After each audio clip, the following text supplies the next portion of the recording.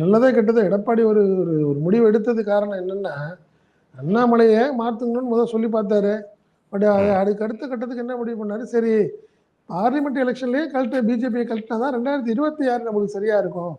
ம். சிறுபான்மை வாக்குகள் நம்மளுக்கு கொஞ்சமாவது கிடைக்குங்கிறதுனால தான் அன்னைக்கு அவங்க கழட்டி விட்டாங்க பிஜேபியை.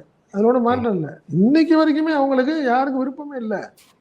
யாரு அதிமுகவில் உள்ள பெரும்பாலானருக்கு வேண்டாம் அப்படின்னு தான் நினைக்கிறாங்க.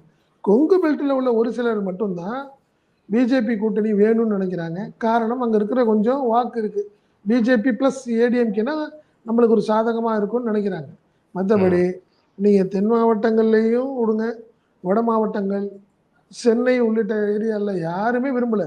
ஓபிஎஸ் வேற வழியே இல்லாமல் அதிமுகலேருந்து வெளியே வந்துட்டதுனால தனக்கு ஒரு ஹோல்டு வேணும்னு அவர் பிஜேபியோட பிடிச்சிட்டு இருக்கிறார்.